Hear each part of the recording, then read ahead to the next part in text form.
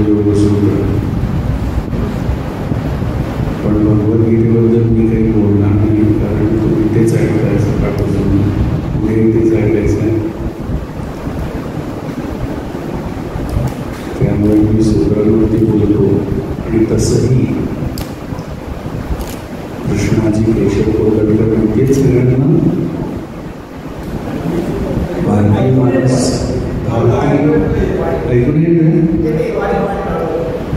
भारतीय मानस शास्त्र अथवा पातंजल योगदर्शन असा त्यांचा एक ग्रंथ आहे. सार्थ आणि सविवरण पातंजल योगदर्शन.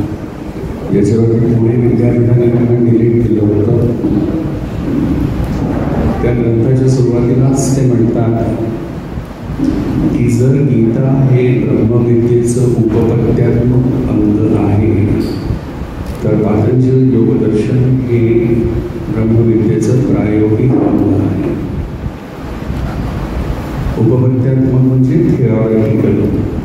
आपण जेव्हा कुठलंही विज्ञान शिकतो आणि ब्रह्मविद्या हे विज्ञान आहे, तेव्हा त्याचे दोन अंग असतात.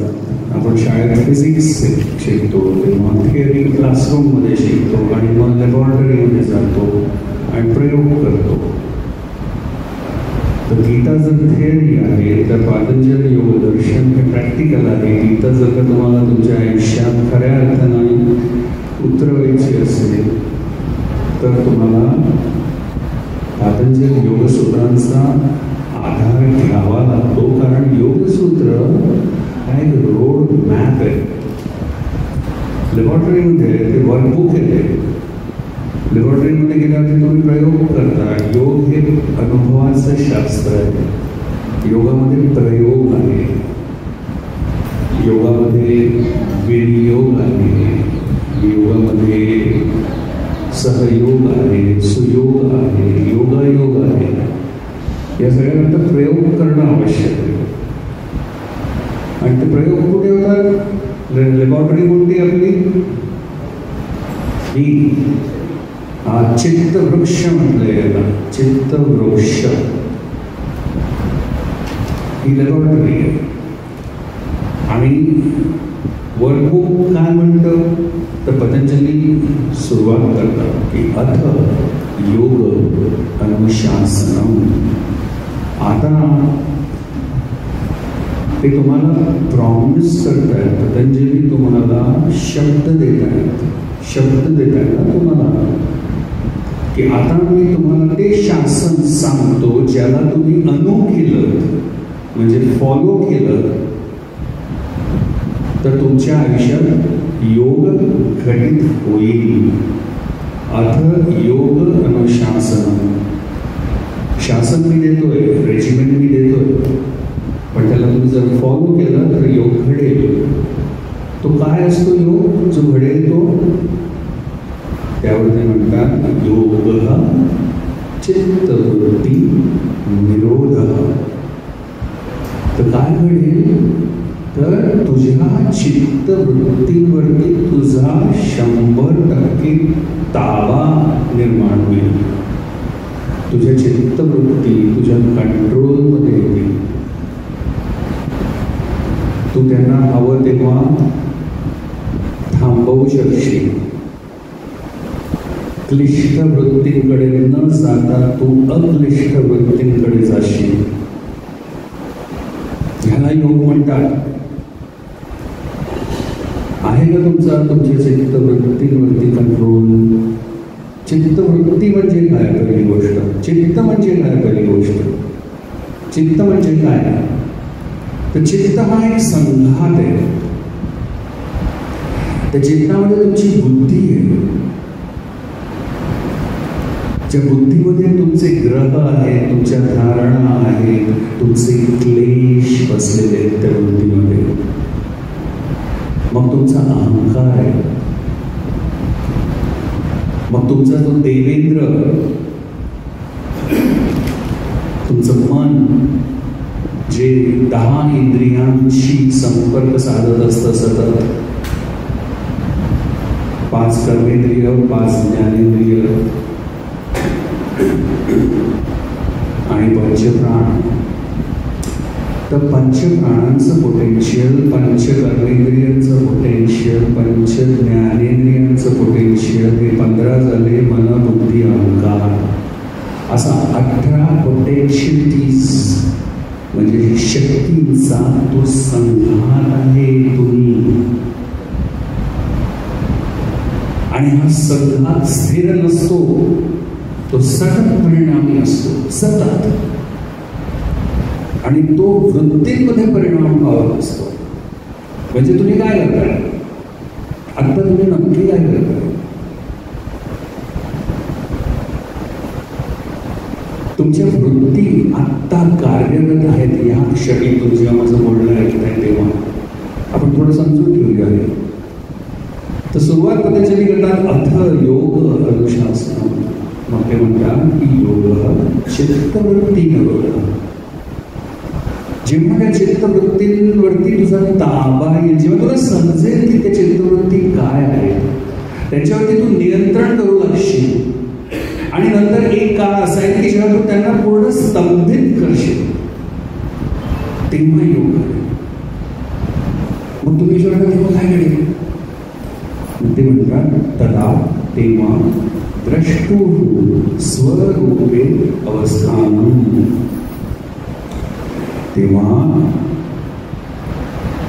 तू तुझ्या स्वरूपात अवस्थित होशील. And you will live happily ever after. त्या गोष्टींमध्ये असतात and they live happily ever after. संपला, योग हा विषय संपलेला आहे. पण त्या चित्तवृत्तींवरती जोपर्यंत माझा ताबा येत नाही, माझं नियंत्रण येत नाही, तोपर्यंत काय होत असतं? आणि मग ती उरलेली 192 सूत्र बाहेर निघतात. ते म्हणतात वृत्ती सारोग्यम इतरत्र. तेव्हा तू पुरुष जो द्रष्टा आहे, बघणारा, तो त्या वृत्तीची सारोग्य साधत असतो. म्हणजे असं समजत असतो जणू काही त्या वृत्ती माझ्याच आहे. बुद्धीमध्ये आनंद झाला तर मला आनंद होतो, बुद्धीत आनंद होत असतो. पुरुष तर निर्विकार आहे, अपरिणामी आहे. बुद्धीमध्ये दुःख होत असतं, बुद्धीमध्ये तुमच्या विवंचना असतात. पुरुष तर अपरिणामी, तो फक्त बघतोय. पण त्याचं मिसआयडेंटिफिकेशन झालेलं आहे त्या बुद्धीशी. बुद्धीने ते करवून घेतलंय. माया, याच माया म्हणतात.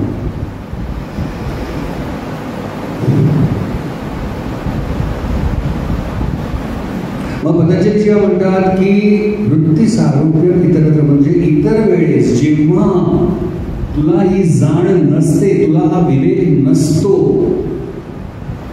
तेव्हा तू त्या वृत्तीची सारोग्य साधत असतो आणि त्याच्याबरोबर वाहत जात असतो. आणि त्या वृत्ती 5 आहे. वृत्तयः पंचदयः क्लिष्टा अक्लिष्टाः. त्या क्लेशांपासून उत्पन्न होतात, त्या क्लिष्ट असतात.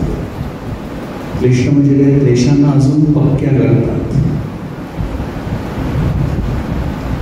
आणि काही अक्लिष्ट असतात. क्लिष्ट ज्या असतात त्या भोगाकडे नेतात, अक्लिष्ट असतात त्या मोक्षाकडे नेतात, अपवर्गाकडे नेतात, कैवल्याकडे नेतात. क्लिष्ट ज्या असतात त्या प्रेयस असतात आणि अक्लिष्ट श्रेयस असतात. त्याचं विभाजन आपल्याला माहीत असणं अत्यंत आवश्यक आहे. आपल्याला गीता जगायची आहे ना, जगायची आणि नुसतं चिंतन करून काय होणार आहे? जोपर्यंत आचरणात येत नाही. 6व्या अध्यायामध्ये आहार, विहार, आचार, विचार, व्यवहार याच्याबद्दल बोललेले भगवंत. 16व्या अध्यायामध्ये पहिल्या 3 श्लोकामध्ये त्यांनी दैवी संपत्तीबद्दल सांगितलं. हे सगळे योगेची लक्षण आहे. गीतेमधून गीता कशी उतरवायची आयुष्यात याच्याकरता यम आणि नियम मांडले पतंजलींनी. यम आणि नियमांचं पालन करा, गीता तुम्ही जगायला लागला. आपण बोलणार आहोत याच्यावरती, अष्टांग योगावरती आपण बोलणार आहोत. तर वृत्तय पंचदैह्य म्हणजे 5 वृत्ती, आणि त्या क्लिष्ट असू शकतात किंवा अक्लिष्ट असू शकतात. तुम्हाला त्याची जाण निर्माण करायची आहे स्वतःमध्ये, की आता मी अक्लिष्ट वृत्तीमध्ये आहे की क्लिष्ट वृत्तीमध्ये आहे, की मला भोगाकडे नेणार आहे की अपवर्गाकडे नेणार आहे. Because only you can catch yourself red handed, है ना. तुम्हाला रेड हँडेड कोण पकडू शकतो तुमच्याशिवाय? कोणीच नाही. प्रमाण, विपर्य, विकल्प, निद्रा, हृदय अशा त्या 5 वृत्ती आहेत. थोडं समजून घ्यायचा प्रयत्न करूया आपण. आत्ता तुम्ही माझं बोलणं ऐकताय प्रत्यक्ष, बरोबर? म्हणजे कानांनी, मी तुमच्या डोळ्यासमोर आहे, तुमच्या कानांनी प्रत्यक्ष म्हणतात, तुमच्या इंद्रियांनी ग्रहण करत आहात. आणि ॲट द सेम टाइम तुमच्या बुद्धीमध्ये सुद्धा काही ज्ञान आहे, तुमच्या गुरूंनी शिकवलेलं, तुमच्या अभ्यासाने, तुमच्या साधनेने तुम्ही शिकलेला जे आगम ज्ञान तुमच्या बुद्धीमध्ये आहे, जे आप्तवाक्य आहे तुमच्या बुद्धीमध्ये, त्याच्याशी तुम्ही कम्पेअर करत आहात की हा काय बोलतोय, हा बरोबर बोलतोय, चूक बोलतोय, संबंध बोलतोय की असंबंध बोलतोय, है ना. म्हणजे तुम्ही प्रत्यक्ष सध्या एंगेज आहात माझ्याशी. त्याच वेळेस तुम्ही अनुमान पण करत आहात माझ्याबद्दल, इन्फरन्स करत आहात काही. तुमच्या आगम ज्ञानाच्या आधारे ही प्रमाण वृत्ती सुरू आहे सध्या तुमची. तर आपण एकदा या वृत्तीमध्ये असतो. प्रत्यक्ष अनुमान आगमाहा प्रमाणानी, असं ते सूत्र आहे. तर आपलं मन एक तर प्रमाणामध्ये गुंतलेलं असतं, प्रत्यक्ष बघत असतो, त्याच्यावर इन्फ्लुएन्स करत असतो, बुद्धीमध्ये ऑलरेडी असतं, त्याच्या संदर्भात काहीतरी त्याची तुलना करत असतो. प्रत्यक्ष इंटरॅक्शन. मग अजून एक गोष्ट आपण करत असतो, बहुतांश वेळ आपण ती गोष्ट करत असतो. आता काय होईल माहितीये का, तुम्ही ना, मी तुम्हाला पहिल्यांदा भेटलोय, बरोबर ना, बऱ्याच सांगतो तुम्हाला. तर तुम्ही माझ्या कपाळावर एक लेबल लावलं, लेबल चिटकवलं तुम्ही ऑलरेडी. आता पुढच्या वेळेस जेव्हा तुम्ही मला भेटाल तेव्हा तुम्ही मला नाही भेटणार, तुम्ही लेबल वाचा, लेबलला भेटाल तुम्ही. सासूला सुनेच्या माथ्यावरती लेबल चिटकवून देते आणि ती सून पण सासूच्या माथ्यावरती लेबल चिटकवून देते, आणि आयुष्यभर ते दोघी ते लेबल वाचत असतात, खरं माणूस ओळखतच नाही त्यांना. हा विपर्य. विपर्ययो मिथ्या ज्ञान अतद्रूप प्रतिष्ठम. जे जसं नाहीये तसं, त्याच्या विपरीत त्याच्यावरती ज्ञान मी सुपरइम्पोज करतो. शास्त्रामध्ये ते उदाहरण सगळ्यांनी ऐकलेलं आहे की दोरीला साप समजून बसला अंधारामध्ये, संध्याकाळी फिरायला निघालो आणि दोरी पडली होती आणि साप समजलो. आणि काय काय झालं साप समजल्यावरती? पॅल्पिटेशन, धड धड धड धड छातीमध्ये होती दोरी, पण सायकोसोमॅटिकली माझ्या मानस शरीराने जो रिस्पॉन्स दिला, जी प्रतिक्रिया दिली, ती सापासारखी दिली हो दोरीला. आणि हे आपण आयुष्यभर करत असतो, रोज करत असतो, सकाळ दुपार संध्याकाळ करत असतो, की जे नाही ते तसं समजतो आणि त्याप्रमाणे आपण प्रतिक्रिया देत राहतो. हा विपर्य. प्रमाणच्या एकदम विरुद्ध. प्रमाण इज व्हॅलिड नॉलेज, विपर्य इज इनव्हॅलिड नॉलेज. कधी कधी तुम्ही समजता की प्रमाण आहे, पण नंतर कळतं की अरे आता विपर्य निघाला. असतं ना गैरसमज. आणि कधी कधी तुम्ही विपर्य करत असता आणि मग नंतर कळतं की ना ना ना तर प्रमाण आहे. तर ते एकमेकांच्या दोघांच्या विरुद्ध वृत्ती आहेत त्या प्रमाण आणि विपर्य याच्यामध्ये तुम्ही गुंतलेले असता. आणि मग अजून तुम्ही तुमचं मन काय करत असतं, काय करत असतं,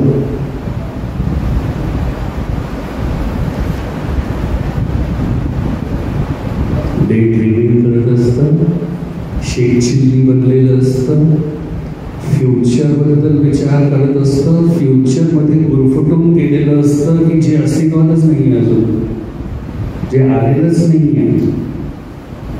फ्युचर उद्या नावाची काही गोष्टच नाही आहे. There is no such thing as tomorrow. There is no such thing as time.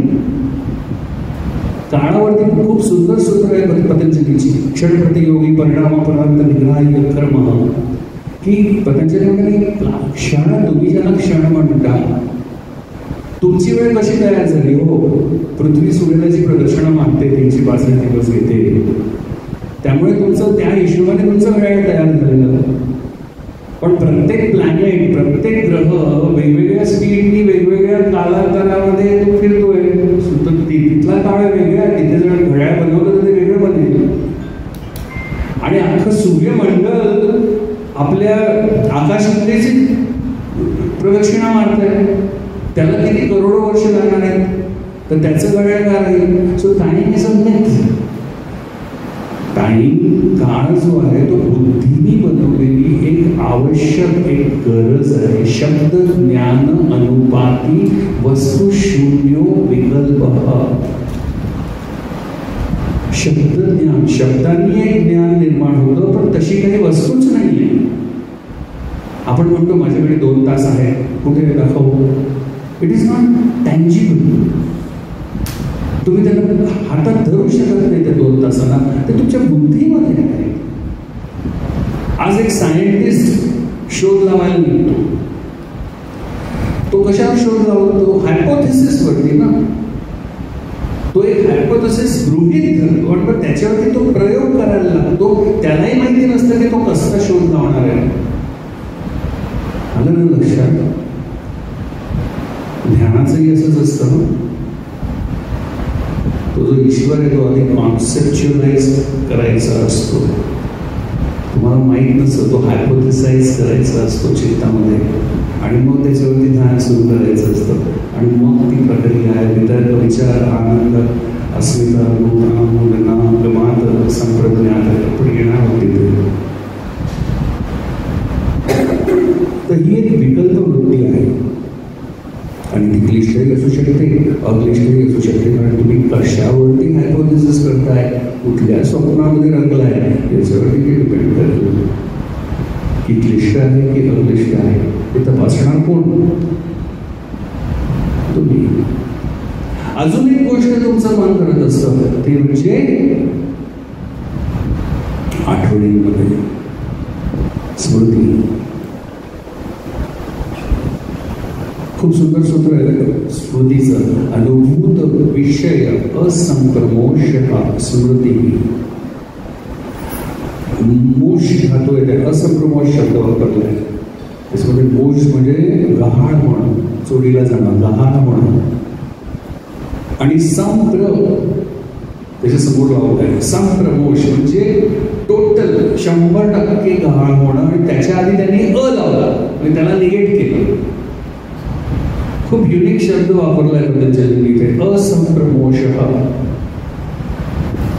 हे दुसऱ्या शब्दात सांगायचं झालं तर तुमची स्मृती ना सिलेक्टिव्ह आहे. तुमची मेमरी सिलेक्टिव्ह आहे. तुम्हाला जे हवं तेवढं तुम्ही बरोबर लक्षात ठेवा. म्हणजे नको ते नाही लक्षात. मी कधी मला मी नाही म्हटलं कधी. अरे तूच तर म्हणाला, मी कधीच नाही म्हटलं. तुमच्या मेंदूने ते विसरून गेले, ते गहाळ होऊ दिले तुमच्या मेंदूने. तर ही झाली चौथी वृत्ती. तर प्रमाण, एक तर तुम्ही प्रमाणमध्ये असता, नाही तर विपर्ययमध्ये असता, नाही तर विकल्पमध्ये असता, नाही तर स्मृतीमध्ये असता, नाही तर अभाव प्रत्यय आलंबना वृत्ती ही निद्रा, निद्रेमध्ये असतात. झालं संपलं. Life is over. या 5 वृत्तींच्या पलीकडे वृत्ती नाही. आता या वृत्तींचा निरोध करायचा आहे. कसा. तर पतंजली म्हणतात की अभ्यास वैराग्याभ्याम तन्निरोध. अभ्यास आणि वैराग्यानेच या वृत्तींचा निरोध होऊ शकेल.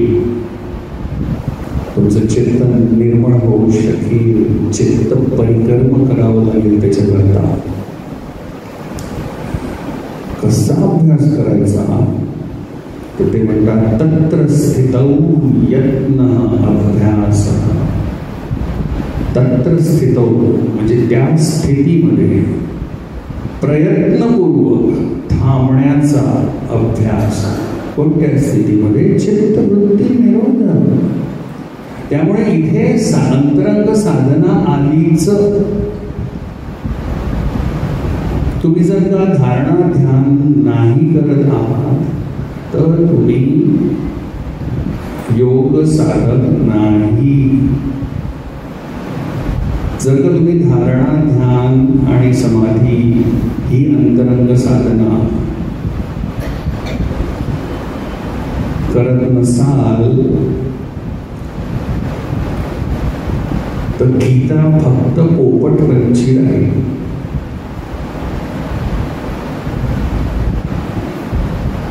तत्र स्थितो यत्न अभ्यासः सतु दीर्घकाल नैरंतर्य सत्कारा सेवितः दृढ भूमी. हा अभ्यास किती काल करायचा आहे? दीर्घकाल. दीर्घकाल म्हणजे किती? किती?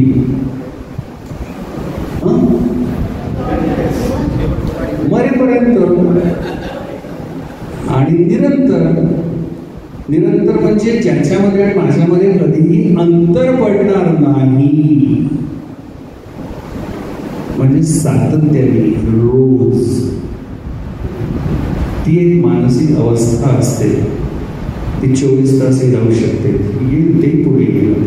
बोलणार होता पण त्याच्याबद्दल. दीर्घकाल नैरंतर्य सत्कारा सेवितः. त्याचं सेवन करायला सांगितलंय. आपण सेवन कसं करतो? प्रसादाचं. आणि मॅगडीमध्ये जाऊन काय तर बर्गरचं भक्षण करतो ना. ते भक्षण असतं. हे सेवन सांगितलेले. सत्कार करतो. शांकर विवरण मध्ये हे आदिशंकराचार्य नाही, दुसरे शंकर आहेत ज्यांनी शांकर विवरण म्हणून अप्रतिम भाष्य केलेलं आहे योगसूत्रांवरती. त्याच्यामुळे त्यांनी सत्कारा सेवितेला अजून एक शब्द जोडला, संस्कारा सेवित. म्हणजे त्या अभ्यासाचा संस्कार जोपर्यंत चित्तावर मिळत नाही तोपर्यंत सहजता घडलं की काम झालं.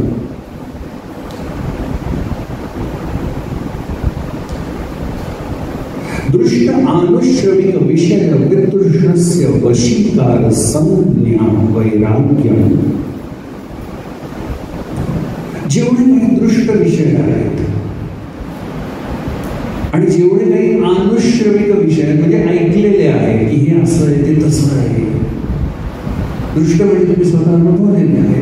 हे सगळे म्हणजे त्याच्यामध्ये सगळे विषय आहेत.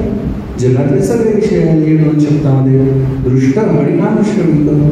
या सगळ्या विषयांबद्दल वितृष्णा म्हणजे तृष्णा नाही. त्याला वशीकार संज्ञा म्हणजे वशीकार असं नाव आहे त्या वैराग्याला. याच्या आधी वशीकार हे एकदम उच्च पातळीचं वैराग्य आहे. त्याच्या आधी यत्मान, व्यतिरेक, एकेंद्रिय अशी 3 अवस्था असतात वैराग्याच्या. ते आपण नंतर बोलू. तर पतंजली काय म्हणतात? चित्तवृत्तींचा निरोध करणं म्हणजे योग आहे. तो निरोध अभ्यास आणि वैराग्याने तू करू शकशील. अभ्यासाबद्दल ते बोलले, ते वैराग्याबद्दल सांगतायत की वशीकार हे सगळ्यात उच्च पातळीचं वैराग्य आहे की जिथे कुठलंही दृष्ट आणि आनुश्रविक विषयाबद्दल त्या योग्याच्या चित्तामध्ये तृष्णा उरत नाही. तृष्णा उरत नाही. कारण वैराग्य याला इंग्लिशमध्ये लोक डिटॅचमेंट म्हणून ट्रान्सलेट करतात, डिटॅचमेंट. पण जेव्हा तुम्ही कुठल्या तरी गोष्टीशी डिटॅच होता तेव्हा तुम्ही दुसऱ्या कुठल्या तरी गोष्टीशी अटॅच होता. कळलं का? कारण चित्त हे आलंबनाशिवाय राहूच शकत नाही, अस्तित्वातच नाही राहू शकत. लय होतो जेव्हा चित्ताचं आलंबन संपवलं तेव्हा लय होतो चित्ताचं. त्यामुळे त्याला काही ना काही आलंबन पाहिजेच पाहिजे. मग तुम्ही निर्गुण उपासना करा किंवा सगुण उपासना करा, तुमच्या वृत्तीनुसार तुमच्या प्रवृत्तीनुसार तुम्ही उपासना करा. त्याच्यामध्ये काही सगुण इज सुपिरियर, निर्गुण इज सुपिरियर. इनफॅक्ट नाथांचं काहीतरी एक वचन आहे की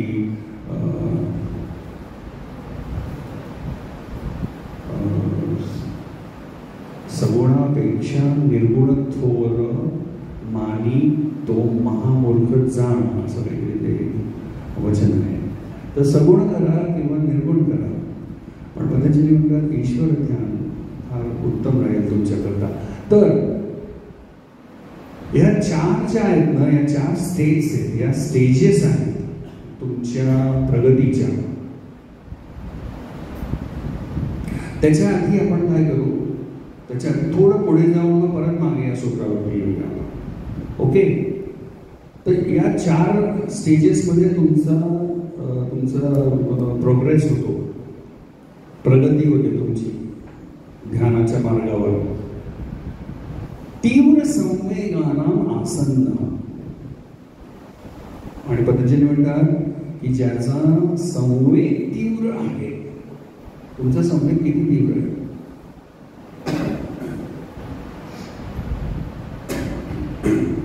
संवेग किती तीव्र आहे तुमचा? ईश्वर,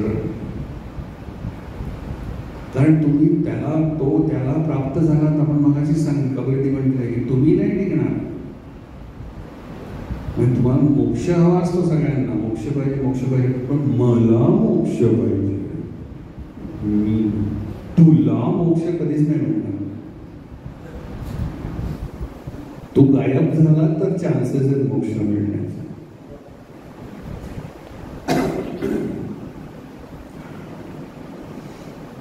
तीव्र संवेगानाम आसन्न. तुमचा संवेग किती तीव्र आहे? नायम आत्मा प्रवचनेन लभ्यो न मेधया न बहुना श्रुतेन यमवैश्य वृंते तेन लभ्या तस्य एष आत्मा विवृते तनुं स्वाम. याचा अर्थ असा आहे, नायम आत्मा प्रवचनेन लभ्य. मी प्रवचन वगैरे देतो ना, मला काहीही फायदा होणार नाही. तुमचा IQ कितीही हाय असेल, तुम्ही स्वतःला खूप ग्रेट हुशार समजत असाल, काहीही फायदा नाही, तो आत्मलाभ होणार नाही. बहुना श्रुतेन, माझ्यासारख्या अनेकांना तुम्ही ऐकलं जे आत्ता तुम्ही करताय, किंवा ओशोला ऐकलं, अजून सद्गुरूला ऐकलं, अजून श्री रविशंकरला ऐकलं, जे कृष्णमूर्तीला ऐकलं, काहीही फायदा होणार नाही, लाभ होणार नाही. श्रुती म्हणते यमवैश्य वृणते तेन लभ्या. तुमचा संवेग किती तीव्र आहे हे डिसाईड करेल की तो स्वतःला ईश्वर प्रणिधानाद्वा. आणि तुम्ही आलंबन कोणतं घेतलेलं आहे तुमच्या अभ्यासाकरता? जर ईश्वर घेतलं असेल तर समाधी सिद्ध ईश्वर प्रणिधानात समाधी लवकर सिद्ध होईल. आणि मग त्याच्यानंतर अप्रतिम 3 सूत्र पतंजलींनी मांडली आहेत आणि त्यात ईश्वराचं वर्णन केले त्यांनी 3 सूत्रांमध्ये. पहिलं सूत्र असं आहे, क्लेश कर्म विपाक आशयैहि अपरामृष्ट पुरुष विशेष ईश्वर. ओके, ते काय म्हणताय की ज्याला क्लेश कर्म, क्लेशामधून कर्म उद्भवतात, कर्म केलं की त्याचं फळ लागतं. त्याच्याबद्दल गीतेतील धर्माचा सिद्धांत अतिशय अप्रतिम पद्धतीने मोजक्या स्तोत्रांमध्ये पतंजलींनी मांडलेला आहे. तर ते म्हणतात क्लेश कर्म आणि कर्माचा विपाक म्हणजे फळ आणि आशय म्हणजे जी फळं अजून पिकलेली नाही आहेत, जी पडली आहेत स्टोअरमध्ये पिकायला, तो आशय तुमचा कर्माशय, ती पिकली की खावी लागतील. या सगळ्याचा ज्याच्याशी अजिबात कधी त्रिकाल संपर्क सुद्धा आलेला नाही असा पुरुष विशेष ईश्वर आहे. पुरुष तरी तुम्हा आम्हाला म्हटलेलं आहे आणि ईश्वरा तरी पुरुष विशेष म्हटलेलं आहे की ज्याचा या क्लेश कर्म विपाक आशय कर्माशयाशी कधीही संबंध नव्हता, नाहीये आणि उद्याही राहणार नाही. तर त्यांनी हे अशा पद्धतीने का म्हणलं ईश्वराला, अशा पद्धतीने का सांगतोय? याचं कारण हे आहे, क्लेश कोणाला आहे? कर्म कोण करतंय त्याच्यामुळे, विपाक फळ कोणाची, खाणार कोण? मी. कर्माशय एवढा मोठा भला मोठा कर्माशय माझा. पण हे सगळं असून सुद्धा त्याला त्याचा स्पर्श नाहीये. म्हणजे काय की तो तुझ्या हृदयात असून सुद्धा तो अलिप्त आहे. म्हणजे तुझ्या हृदयामध्ये असे तत्व आहे, ईश तत्व, की जे या सगळ्या तुझ्या गोतावळ्यापासून अलिप्त आहे आणि तुझ्या सानिध्यात, तुझ्या अंतरंगात आहे, तुझ्या बुद्धिवृत्तीच्या मागे लपलेला आहे. तो तुझ्या अत्यंत समीप आहे. त्यामुळे एका योगीला इकडे तिकडे फिरावं लागत नाही ईश्वर शोधत. त्याचा ईश्वर त्याच्या साधनेमध्ये असतो.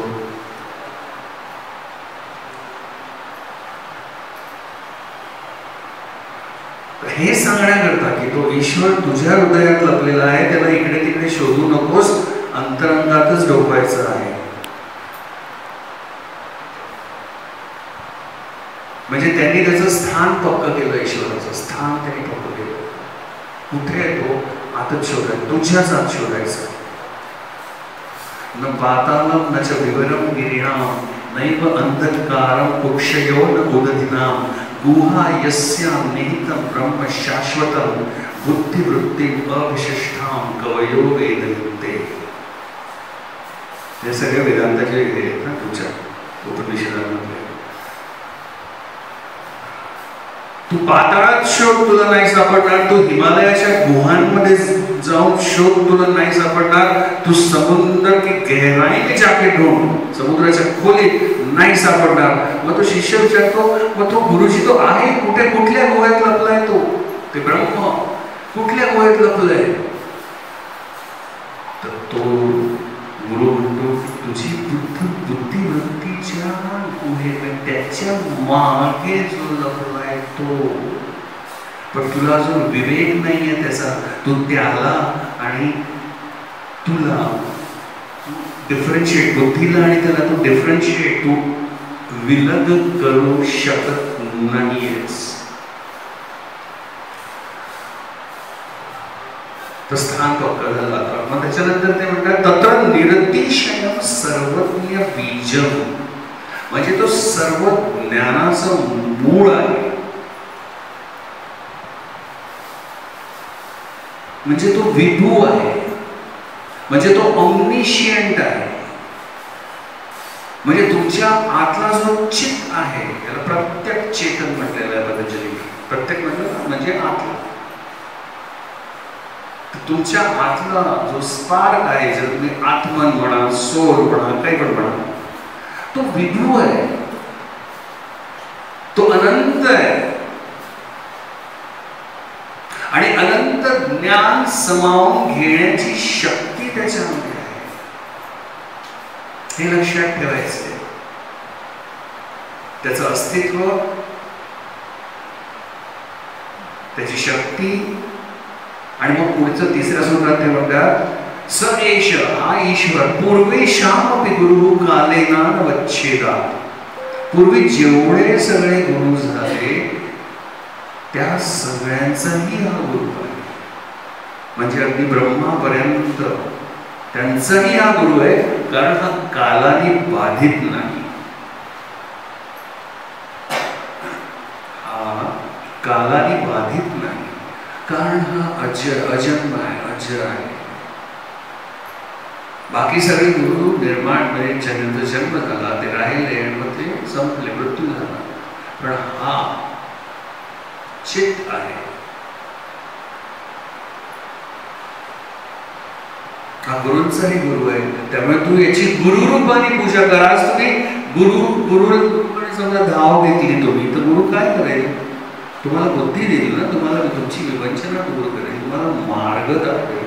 तर त्या भावाने तू त्याच्याकडे बघ.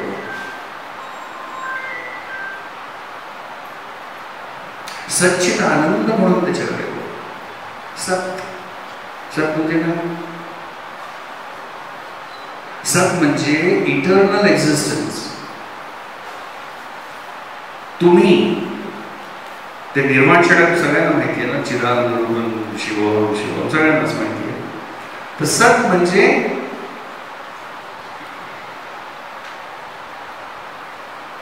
तुम्हाला तुमचा जन्मच नाही झालेला, तुमच्यामध्ये जी चेतना आहे ना, प्रत्येक चेतन तुमच्यात जो आहे आत्ता या क्षणी जो बसला आहे तो अजन्म आहे. त्याचा जन्मही नाही झालेला, त्याचा जन्म कधीच नाही झाला, कारण त्याचा मृत्यू व्हायचाही प्रश्न नाही आहे. तो सदैव आहे. तुम्ही सदैव आहात, हा एक भाव.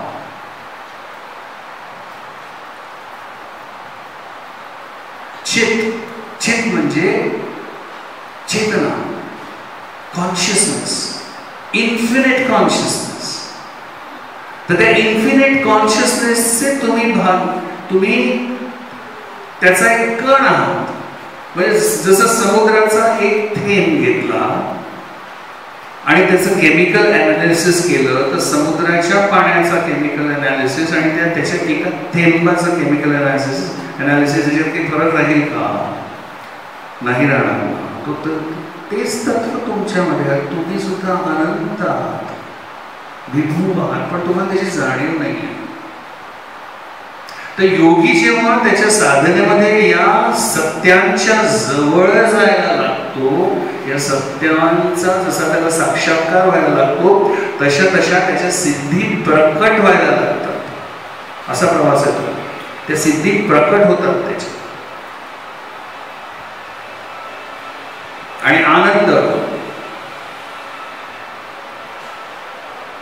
म्हणजे ब्लिस. हा आनंद, एक गोष्ट लक्षात घ्या, जसं जॉय, ओके, जॉय आणि आनंद आणि सफरिंग, या दोन विरुद्ध वेगळ्या गोष्टी आहेत. या जॉय इज जॉय कधीच सफरिंग नाही म्हणणार. तसा हा आनंद आहे, हा ब्लिस आहे. ब्लिसफुल नाही म्हणणार ते मी, कारण जर मी ब्लिसफुल म्हटलं तर एक दिवस तो सॉरोफुल पण होईल, जॉयफुल म्हटलं तर एक दिवस सफरिंगफुल पण होईल. हा स्वतःच ब्लिस आहे, इनबिल्ट आहे. ते त्याचं नेचर आहे. नेचर आपण शब्द म्हणू की त्याचं नेचर खूप चांगलं आहे, हे नाही, त्याचं नेचर खराब आहे. त्याचा स्वभाव आहे तो ब्लिस. तर ध्यानाला जेव्हा तुम्ही हा विषय घ्याल, आता मी तुम्हाला सांगितलं की आता ईश्वराचं ध्यान करा असं समजा मी तुम्हाला म्हटलं, तर तुम्ही काय करा? कारण पुढे पतंजलीने म्हटलेले आहे की तस्य वाचकः प्रणव. ते म्हणतात की त्याचं नाव प्रणव आहे. प्रणव आपल्या घरात, प्रणव म्हणजे प्रकर्षण असतो, येते ती प्रणव म्हणजे आपल्या घरात तो ओंकार आहे. पतंजलींनी ओंकार म्हटलेला नाही, त्यांनी प्रणव म्हटलेला आहे. आपल्या घरात तो ओंकार आहे. तर जपः तद अर्थ भाव, त्याचा जप त्याचा अर्थ भावनेमध्ये ठेवून करायचा आहे. याला ईश्वर प्रणिधान म्हणतात. तर आता सुरुवातीला काय, तुम्ही जेव्हा तुम्हाला तो हायपोथेसाइज करावा लागेल तुमच्या विकल्प शक्तीने, कारण तुम्हाला काही माहिती नाही. आज मी काही सांगितलं, अजून तुम्ही कुठे काही वाचलं की ओके डिव्हाइन लाईट, बरेच स्कूल्स की डिव्हाइन लाईट असा एक प्रकाश. आता तो प्रकाश कोणी पांढरा प्रकाश बघेल, कोणी सोनेरी प्रकाश बघेल, है ना. प्रत्येक जण आपापल्या प्रवृत्तीनुसार तो प्रकाश देईल. कोणी निळा प्रकाश बघेल. तर ही जी पहिली अवस्था आहे ही सगळ्यांची राहणार आहे. त्याला वितर्क नाव दिलेलं आहे पतंजलींनी.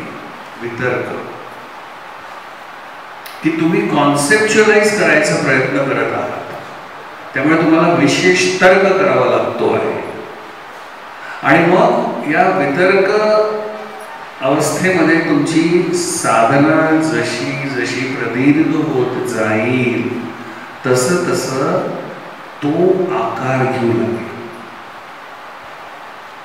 तो आकार घेऊ लागतो आणि मग तो तुमच्या विचारांमध्ये सतत राहू लागतो. विचारांमध्ये त्याचा एक ओघ सतत राहतो. तुम्ही तुमचं रोजचं कार्य करत राहाल, तुमचे दिनचर्या दैनंदिन कार्यक्रम तुमचा सुरू राहील सगळा, पण त्याचा अनइंटरप्टेड एक अविप्लव. विप्लव म्हणजे ब्रेक, अंतराळ. हे आपली पापणी अशी मिटते ना, त्याला विप्लव म्हणतात. तर अविप्लव म्हणजे पापणी मिटण्या तेवढ्या काळाकरता सुद्धा त्याचा विसर नाही पडणार तुम्हाला. ही खूप उच्च अवस्था आहे. ती त्या अवस्थेला त्यांनी विचार समाधी असं म्हटलेलं आहे. किंवा जर त्याचाच विचार असतो. पहिली वितर्क समाधी असते, त्याच्यानंतर विचार समाधी आली. आणि विचार समाधीमध्ये त्या योगीची एकाग्रता इतकी उत्कृष्ट होते, इतकी पराकाष्ठेला पोचते. आणि एकाग्रता म्हणजे सत्वगुण, आणि सत्वगुणाचा स्वभाव आहे सुखदायक येतो. सत्वगुण सुखदायक. तर त्याच्यामुळे तो असा निर्भेळ आनंदामध्ये चालतो तो योगी, तो कबीर सारखा, मीरा सारखा. आणि त्या अवस्थेला पतंजलींनी नावच आनंद समाधी असं दिलेलं. म्हणजे वितर्क समाधी झाली, त्याच्यानंतर विचार समाधी झाली, आणि त्याच्यानंतर आनंद समाधी. हा आनंद जसं मगाशी म्हणत असतो, हा आनंद बाह्य वस्तूंवर किंवा विषयांवर आधारित नसतो. बाह्य वस्तू विषयांशी त्याचं काही घेणं देणं नसतं. हा आतमध्ये स्फुट झालेला असतो. It burst inside.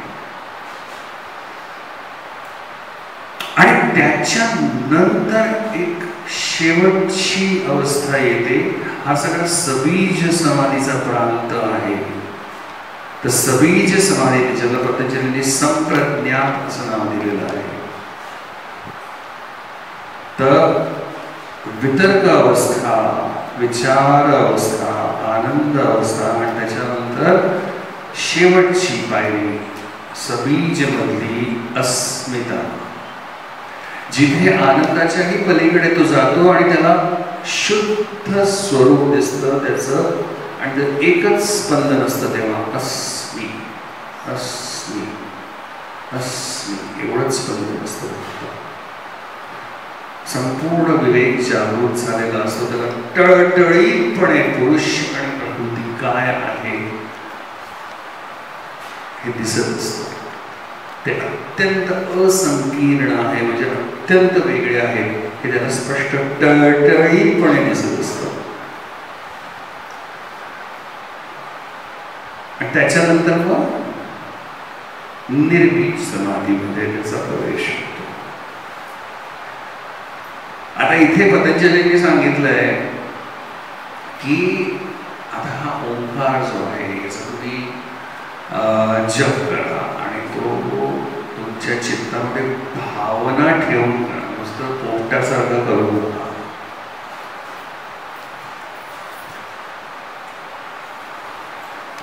तर इथे तुम्हाला मांडुक्य उपनिषद मदतीला आहे. मांडुक्य उपनिषदामध्ये ओंकार कसा तयार केला याचं विवरण आहे. अ, उ आणि म या 3 मात्रा वापरल्या. अ तुमची जागृत अवस्था,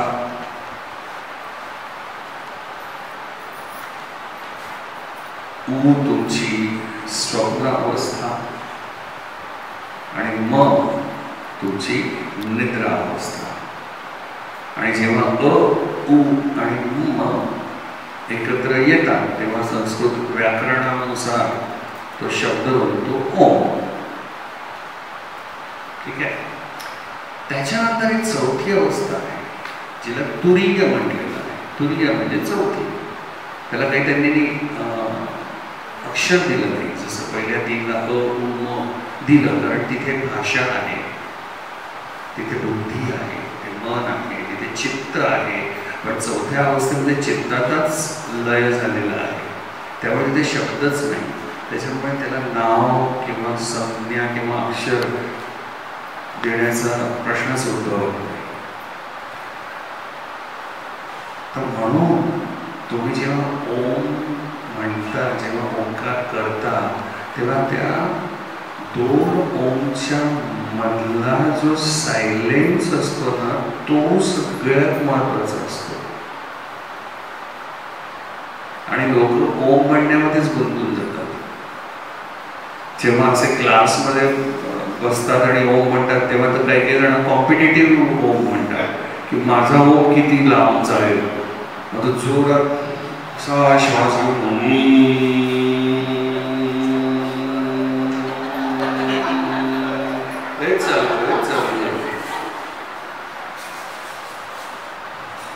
तर त्या ओम संपल्यावरचा जो अंतराळ आहे, निशब्द, ती तुरीय अवस्था तिथे ती पकडायची आहे. त्या 2 ओम मधला सायलेन्स पकडायचा की मी आता जागृती, स्वप्न आणि निद्रा या तिन्हीचं उल्लंघन सीमोल्लंघन करून मी आता तुरीयमध्ये प्रवेश करतो आहे. हा भाव चित्तामध्ये भाव. पतंजलींनी जी 3 सूत्र सांगितली, तो भाव हा माझ्या इथे आहे बसलेला. हा भाव चित्तामध्ये हवा. सच्चिदानंद आपण जो अर्थ विचार केला, तो भाव चित्तामध्ये हवा. तो भाव चित्तामध्ये ठेवून मग तुम्ही सगुण करा, निर्गुण करा. भाव महत्वाचा. जपत अर्थ भावना ततः प्रत्यक् चेतना अधिगम अपि अंतराय अभावश्च. पतंजली प्रॉमिस करतात, जर तू हे केलंस तर तुला त्या प्रत्येक चेतनचं अधिगम म्हणजे दर्शन होणार, तुला त्याचा साक्षात्कार होणार. ही मेरी गॅरंटी आहे, असं पतंजली म्हणतात.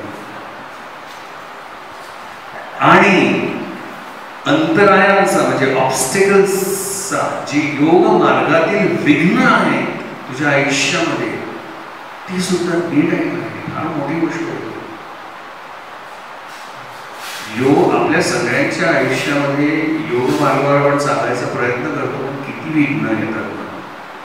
तर ती विघ्नांची त्यांनी लिस्ट केली पतंजलींनी की व्याधी, स्त्यान, संशय, प्रमाद, आलस्य, अविरती, भ्रांती, दर्शन, अलब्ध भूमिकत्व, अनवस्थितत्वानी चित्त विक्षेपाः ते अंतरायाः.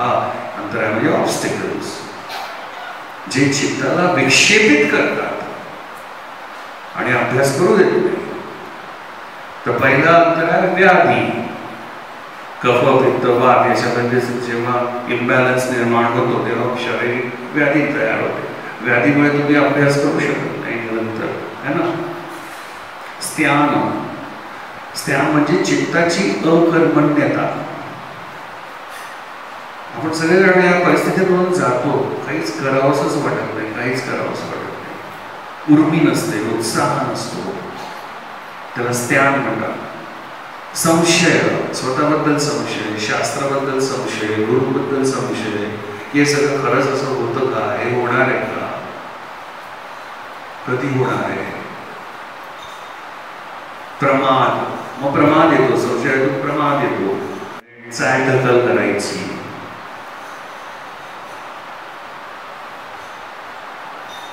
मागच्या वर्षी मी जेव्हा योगासनाला जायचो ना, तेव्हा माझं सगळं पाठीचं दुखणं वगैरे सगळं बंद झालं होतं.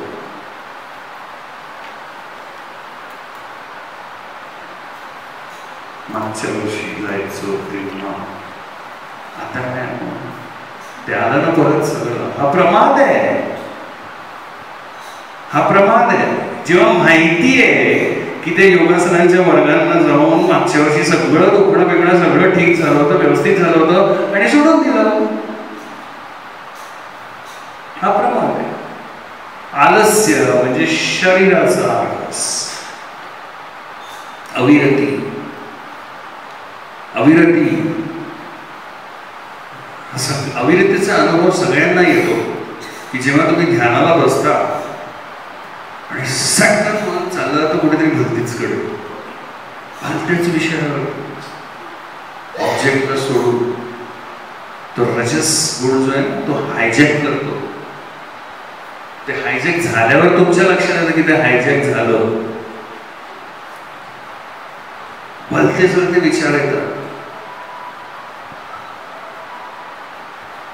ते जेव्हा तुम्ही ध्यानाला बसताना तेव्हा त्या आतमध्ये खूप खोलवर दडलेले विचारांचे किडे, अळ्या, त्या सगळ्याच्या वरती वळवळून वरती येतात त्या सगळ्या.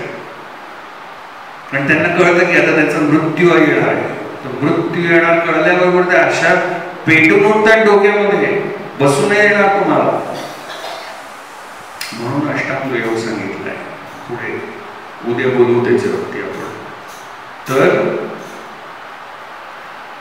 त्याच्यानंतर अविरती, नंतर अलब्ध भूमिकत्व. अलब्ध भूमिकत्व म्हणजे प्राप्ती न होणं. तुमचं जे लक्ष्य आहे, मी इतक्या वर्षांपासून अभ्यास करतो, मला मिळत नाहीये, मला अजून माझी बैठक नाही होऊन राहिली आहे, त्याला अलब्ध भूमिकत्व म्हणतात. अनवस्थितत्वानी म्हणजे जे प्राप्त झालंय त्याला टिकवून नाही ठेवलं. मिळतं, प्राप्त होतं, पण ते निसटून जातं. तर असे हे 9 विघ्न, आणि या 9 विघ्नांसोबत दुःख दौर मनस्य अंग में जयत्व श्वास प्रश्वास विक्षेप सह भूव. या 9 विघ्नांसोबत हे 4 भाऊ हातात हात घालून सुद्धा येतात. दुःख येतं, दौर मनस्य येतं, अंग में जयत्व म्हणजे शरीरावर मधूनच कंपन, कंट्रोल नसणं शरीरावरती, स्वतः रिलॅक्स नसतो कारण आपण टेन्स असतो सगळं. आत्ताही शरीरामध्ये कुठेतरी टेन्शन आहे, इथे आहे, मानेत आहे, खांद्यात आहे, कमरेत आहे, गुडघ्यात आहे, अँकलमध्ये आहे, कुठेतरी आहे, ते बसलंय तिकडे. त्याला अंगमे जयत्व म्हणतात. आणि श्वास प्रश्वास अनैसर्गिक सुरू असतो. त्याच्यामुळे उद्या बोलतो जेव्हा अष्टांगावरती बोलतो, आपला श्वास नैसर्गिक आहे का नाही, कसं नाही ते आपण सांगतो, बघूया. तर या सगळ्यांचा, या 9 अंतराय, हे 9 विघ्न आणि त्यांच्या सोबत चालणारे हे 4 भाऊ, या सगळ्यांचा अभाव होऊ लागतो, हे दूर व्हायला लागतात तुमच्यापासून. जशी जशी तुमची साधना प्रबळ होऊ लागते, जसं जसं तुम्ही त्या वितर्क, विचार, आनंद आणि अस्मिता या मार्गावर अग्रेसर होऊ लागता, तसं. ओके, 1 तास झाला, आपण इथे थांबूया, ठीक आहे. आणि उद्या टुमॉरो विल कंटिन्यू.